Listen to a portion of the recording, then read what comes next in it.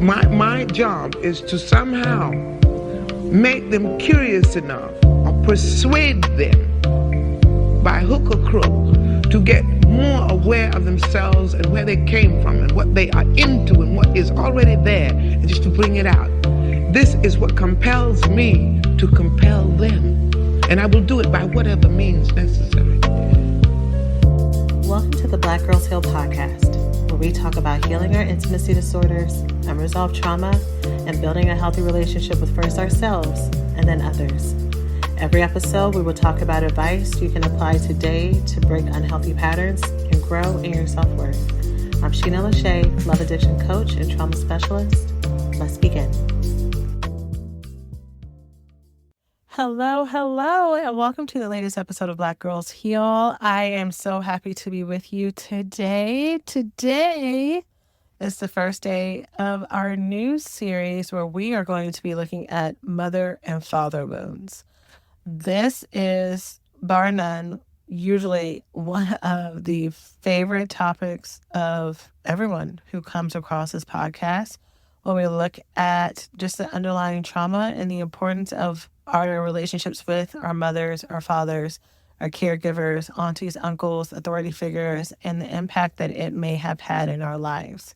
These relationships are our first ones into the world, and especially the one that we're going to focus on today, our mother wounds, if we have any. If we are listening and we can identify that there are still some sore spots that we need to work on, whether or not we are able to say that today we have a positive relationship with our mother, because I know that that is a common experience for many people. So maybe you did have a relationship that started off contentious, but as time, space, energy, experience, and maybe the growth of your mother, you were able to build a friendship that's real, but that still does not erase the real wounds that have happened before.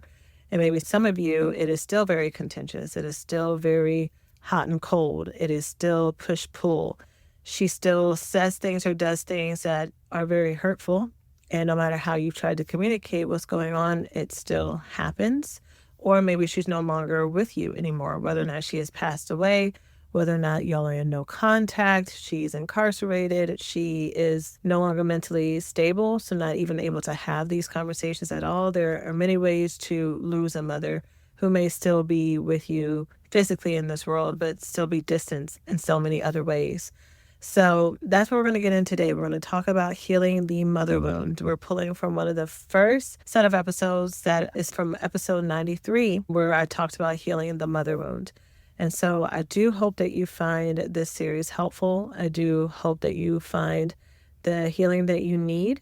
And as always, if you would like to continue the conversation and talking about healing your mother wounds, you can do so in our BGH Members Club. You will find a worksheet for this week's episode, along with Healing Circle questions. If you go through the podcast episodes with a friend or with a loved one, with a sister, or maybe for some of you, maybe even your mother. Some of you may have evolved to a place where y'all can talk openly about these things. If you are not, by the way, if you are not at that place with your mother, we're just having casual conversations about things that may have been miscommunications in your everyday life. Now is hard.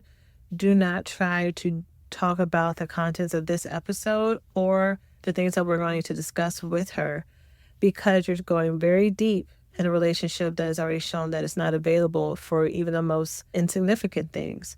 So if you want to talk about these things, talk about it with a trusted mental health professional, with friends, loved ones, or family members that are safe spaces to do so. But if you are setting yourself up to have this conciliatory conversation with someone who doesn't want that or doesn't even see that there's a problem, you may be setting yourself up for heartbreak. Again, let's come and discuss this in a members club at blackgirlsheal.org/members if you would like to. But for now, we're going to go ahead and jump on in, and I hope that you find the contents helpful. Thanks for listening to this week's podcast. Before we get started, let's take a small break to say thank you to this week's sponsors. Hello, ladies, and welcome to the latest episode of Black Girls Heal. So today's episode, I am talking about grieving, not having the relationship that you would want with your mother. At the time that this episode is coming out is the week before Mother's Day. And right now, there is a season of Mother's Day content that I have been sharing on TikTok. I've been doing a mini series on working through your mother wound trauma. I actually recorded an episode that was supposed to come out today, but it's going to have to come out next week because the original topic for today was about how to work through detachment that you may have with your daughter. So there are a lot of us who are mothers of daughters, and we may feel irritation with them. We may feel even some animosity and resentment towards them. No matter how much we love them, we might even feel some jealousy for some of us. But for a lot of us, we can even find that it's harder for us to attach to our daughters compared to our sons, and not knowing what to do with that. Not knowing if that's just because of who our child is or if it is something else. And what I'm going to be sharing next week is that I think a lot of the detachment that many of us have who are mothers of daughters with our daughters is more about the trauma that we experienced that stops us from being able to connect to our own inner little girls. And by way of that, because we don't have that connection with ourselves, because of the trauma that we experience, we can have that disconnection with our daughters. And it's almost like we're recreating our trauma, not only for ourselves, but with our daughters, and our daughters feel that and they experience it, and then they grow up to be women who may struggle with connection with other women or with their daughters, and it's just a whole cycle. So next week's episode, I'm going to really be talking to any women who identify with what I just said. And if that's not you, great. I'm so happy. I hope that you are pouring a lot of love and connection and time and sensitivity and vulnerability into your relationship with your daughters. But for everybody else, where this may be a sensitive topic and you have maybe even felt some guilt around it, or it wasn't even on your radar until I just said it, and you're like, oh, she does get on my nerves a lot. And it sometimes it does feel like it's more than what it should be, more than the typical mothering is hard and building relationships with children when they can be children is difficult.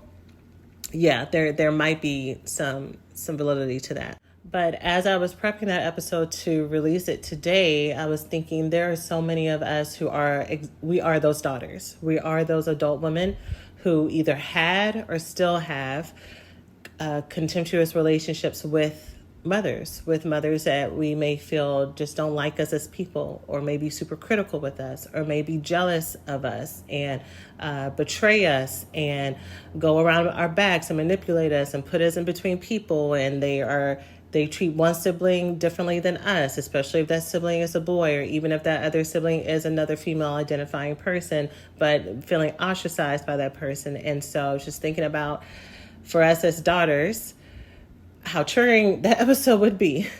So I wanted to preemptively come in and talk about grieving the relationship that you wish that you would have had with your mother. Because I think even hearing those things said out loud can bring up some pain.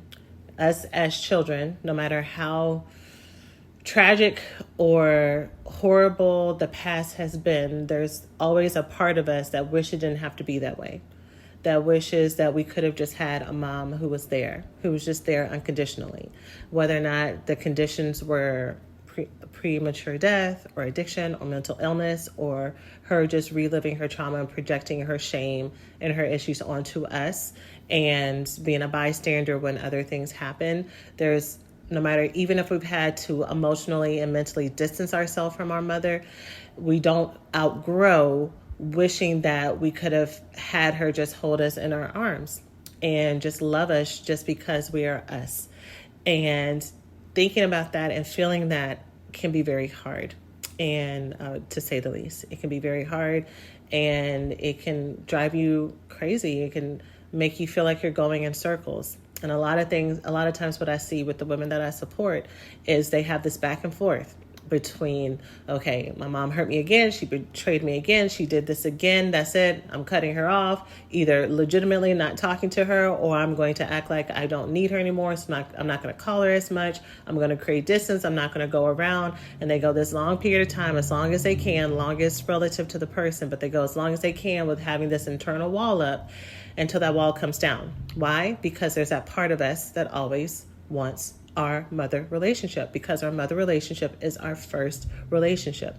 And if we don't get it in our mother, a lot of times our mother wound is what leads us to these tragic, addictive relationships with other people, because that need to be cared for doesn't go away, y'all.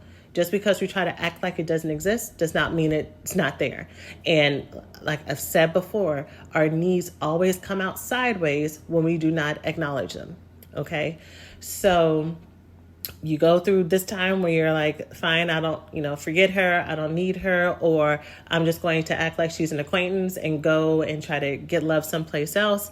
And then that period of time ends, and then you try again. Maybe mom is nice again, or maybe you're tired of having to hold that energy, and you try again, and the same woman she always was shows up, and you feel that pain, you feel that betrayal, you feel that rejection, you feel that abandonment. And so what I tell y'all to do, and what I tell my students to do, is we need to get to a place where we grieve the relationship that we wish that we would have had with our mother. And we can grieve someone who is still alive. We can grieve someone who is still physically with us, because there's still sadness. We can miss something that we wish that we had access to, and we can yearn for it. And so the way for us to move forward is to acknowledge that yearning, to make meaning from it, and then find ways to give to ourselves what it is that we need. So with that said, I'm going to go through, I think I wrote down 4 steps. There might be 5. There might be like a part B or something in here. But here are 4 things that I want to give you to do to grieve this relationship with your mother. This will be a shorter episode because the episode next week will be longer.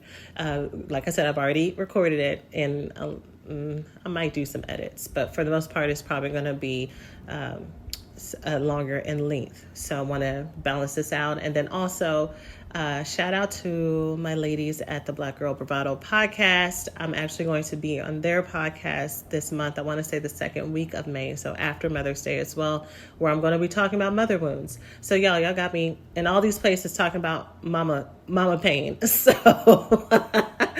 So let's do this shorter episode, and I hope that the women who need it find it helpful. So the first thing that you need to do to grieve your relationship with your mother is to be honest about the pain that you have. So I posted one of the TikToks on Instagram because I just wanted people on Instagram to know that I'm talking about mother wounds on TikTok. And someone posted in a comment, what if you never had a relationship with her and you feel no bond with her? And I haven't answered that person yet, and I guess I'm just going to answer it here. My thought is the pain that you had to go through as a young child to reach that point where you had to, in your mind, in your heart, in your spirit, cut off any connection to her, or that she preemptively tried to cut off any bond with you. And the pain that must have been for you as a child. And going back to what I already said before, that mothering need doesn't go away. Is actually a living being need. There are mothers in all species of the world, but especially for us as humans, we are needed to be cared for. So maybe the pain is maybe your honesty would not look like, man, I wish that Sandra Joy was around all the time, right? Maybe she really has done some horrific and horrible things. But maybe the pain is, I wish I would have had a mother figure. I wish I would have not had to create something outside of myself, that I didn't have to be so independent, that I didn't have to learn how to be a survivor so early on, that I didn't have to learn how to push all my feelings down and to go without. I wish I could have just lived life to be free and to have love that was given to me freely without me having to worry about this. I wish, and that might as you're honest about that, that might actually lead you into being more honest about what you wish could have been there with Sandra Joy. What you wish that what she would have chosen. If she would have chosen differently when it came to addiction or to boyfriends that she let inside the house, or to choosing work over kids, or choosing her anger over calming down, or choosing whatever it was that may have been the pain point for you. Her choosing to actually work to move y'all forward instead of staying in the same place. There's so many different ways that all of our stories, y'all, are so unique. I don't talk enough about the impact of foster care and whether or not it was by like a familial adoption or foster care, or that we weren't able to be in the house, but not being able to be connected to our biological parents can and does create wounds in many of us. Even if our foster parents and our adoptive parents are wonderful, there's still that kind of question in the back of your mind about what happened and why. If you've ever listened to an episode of Black Girls Heal and thought that was powerful, but now what? BJ's Members Club is for you. Inside, you'll get ad-free bonus episodes and an archive library of all of our current episodes without ads as well, in-depth worksheets for every topic we cover, and special drop-in lessons to help you actually apply what you're learning. This is your space to reflect, grow, and make real changes in your healing journey. Join today at blackgirlsheal.org/members and take the next step towards becoming your healthiest version of you. And what do they think, and what do they need, and what do they feel? And if you don't have continual communication with them, those unanswered questions can cause a lot of feelings, right? So my first suggestion, again, I said I was going to keep this short, is for you to be honest about what it is that you wish your relationship with your mother would look like. So just really quickly to talk to the women who still have their mothers in their physical vicinity, and maybe you're constantly in communication with her. But because of some of the things I've already listed, the communication is very tense. There's a lot of conflict. She's stuck in her ways. She doesn't see the error. So getting close can be harder, even though you're an adult and you can, in your mind, rationalize what's going on. You're openly trying to find solutions. So if that's the case, I want you to be honest with yourself about what it is that you wish that you could have. I wish I could talk to my mom without her talking over me. I wish that she would be nice to me. I wish that she would be more patient. I wish that she wouldn't keep secrets. I wish that we could spend more time together without her needing to have somebody else there. I wish that she would tell me the truth about this. I wish that she would tell me she's proud of me. I wish that she wouldn't prioritize one sibling over me. Again, so many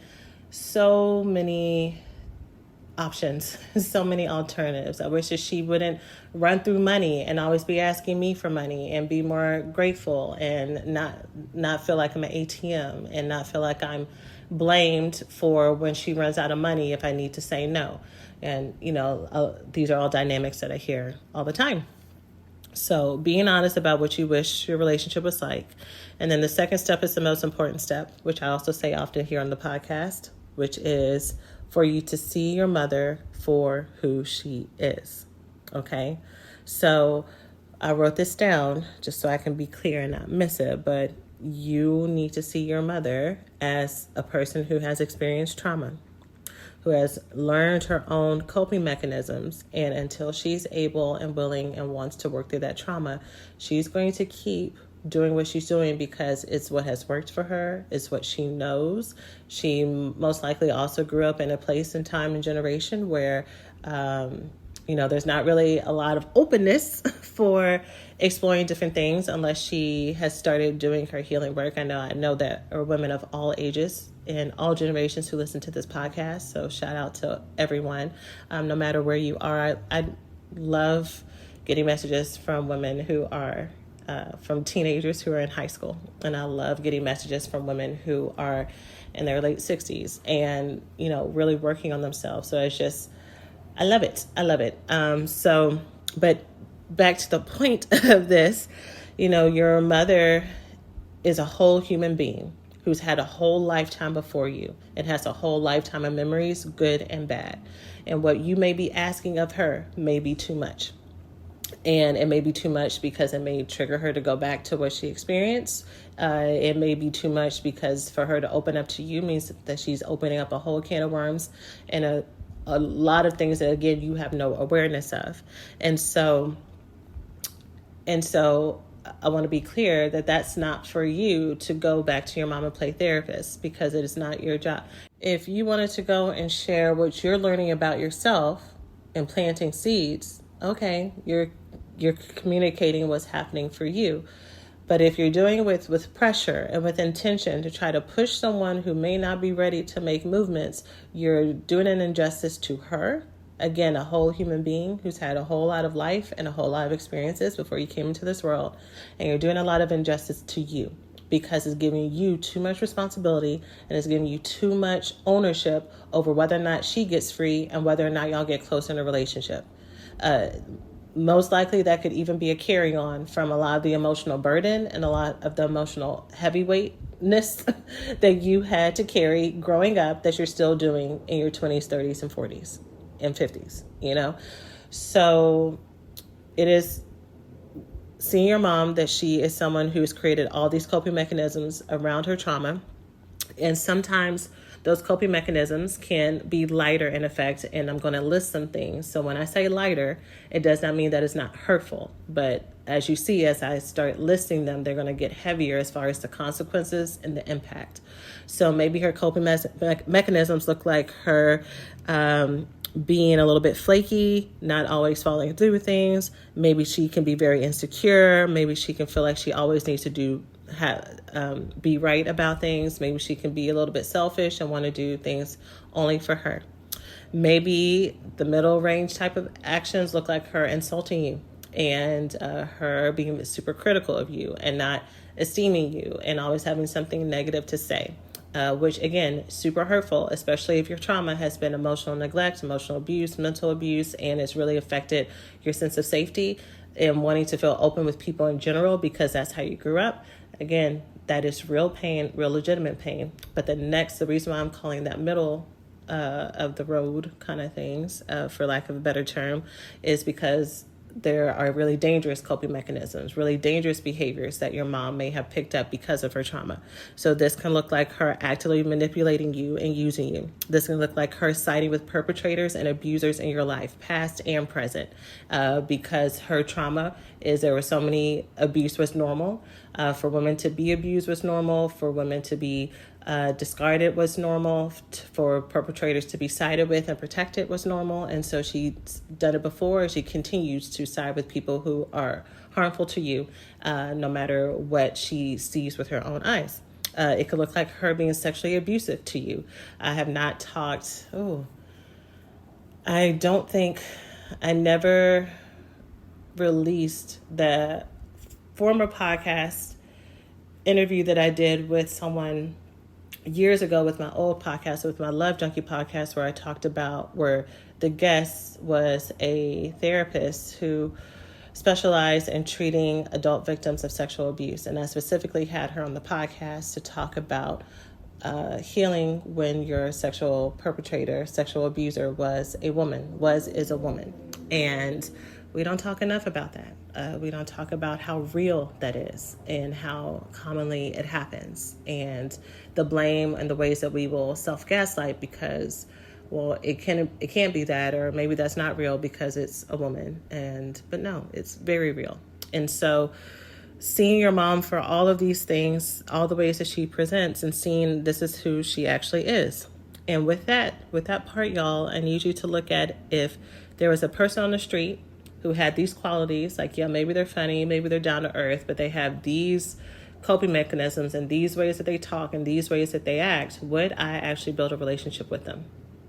Just point blank. You can pretend that they were a coworker at your job. Would I have a relationship with them? And if the answer is no, then the next step is where we talk about grieving. We go back to that list from the first step. What are the things that I want in my relationship with my mom? I want to be able to talk to her. I want to be able to spend time with her. I want her to be honest. I want her to be self-sufficient. I want her to XYZ. Now, once you see who your mom actually is, once you write all that down, compare those two lists. And can person number 2 line up to the person that you have in the person number 1 list? Do those two go together? Can person number 2 who your mom currently is and who she actually is at this point in time in her life, can she do any of those things? Can she do one or two of them, but not the other 8?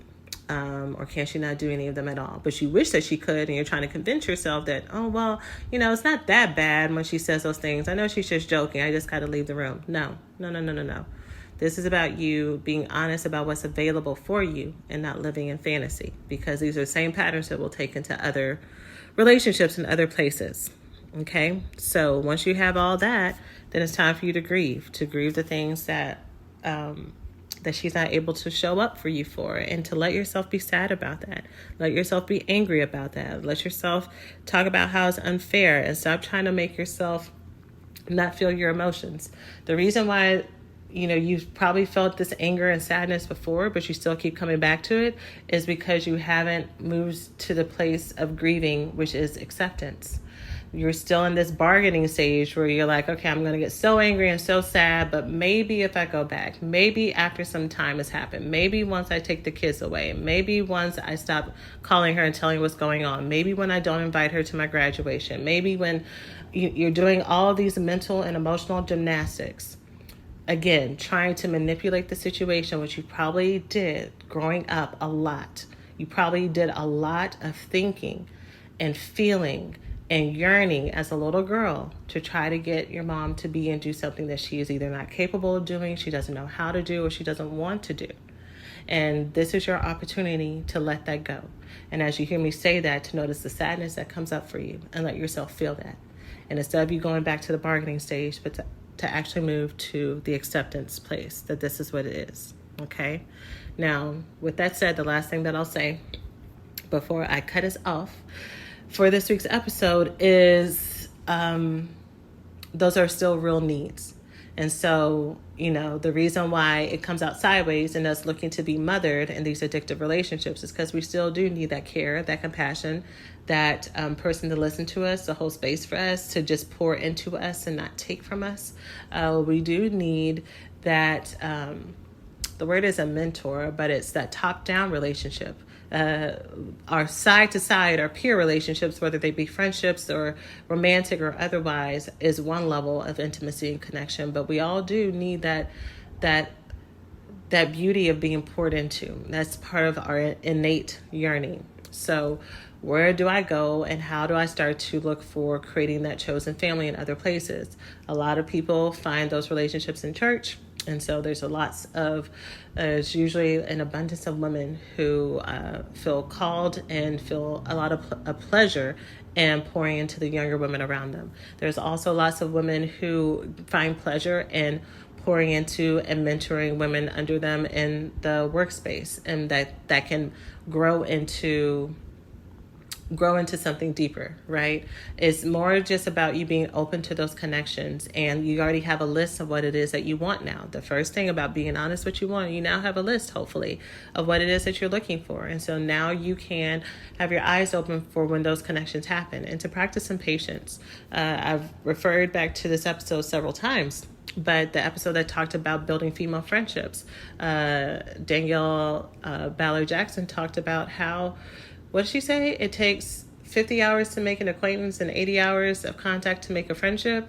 Or was it 50 hours to just make a friend and 80 hours to make a best friend? I can't remember. But either way, y'all, it is a full-time job. Because think about how many hours, like how many friend dates, how many chance encounters, how many events that y'all have to show up at together to make that 50 to 80 hours.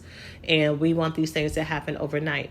And you have to build trust and build consistency for these things to happen. It has nothing to do with whether or not you're worthy of being poured into. It has nothing to do with whether you're funny enough or great enough or valuable enough. It's just, it takes time to build relationships. And that's where that self-acceptance and self-compassion that we talk a lot about here, that self-love, is vitally important. Okay?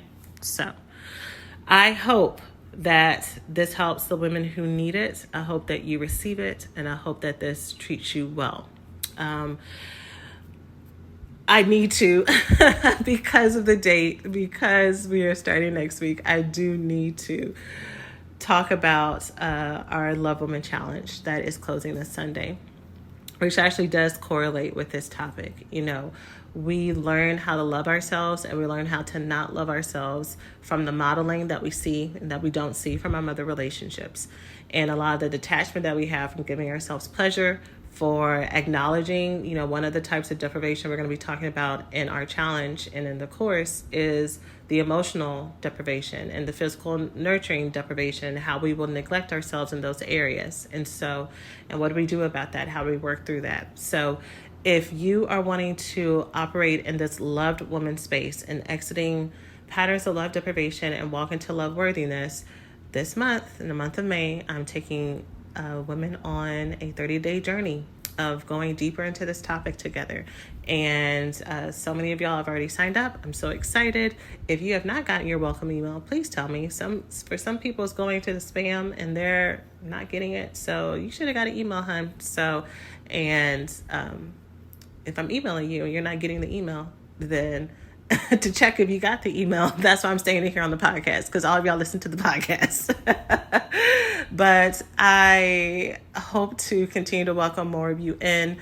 We start on May 1st, and there's still time to enroll, and it's one of our smaller programs, so it is accessible to everybody. You can enroll by going to the link in the show notes or by going to blackgirlsheal.org/thelovedwoman, or just going to blackgirlsheal.org and clicking work with us at the top menu and then clicking on the Love Woman Foundations. Make sure that you select the challenge, because one option is you just get the program. You can do it on your own. You keep it forever to come back to and learn and get all the updates and lessons as they are added. But then there's a challenge portion that includes the bonus lessons, that includes the community that we're going to be working together in, that includes the group coaching call. So that is it for now, y'all.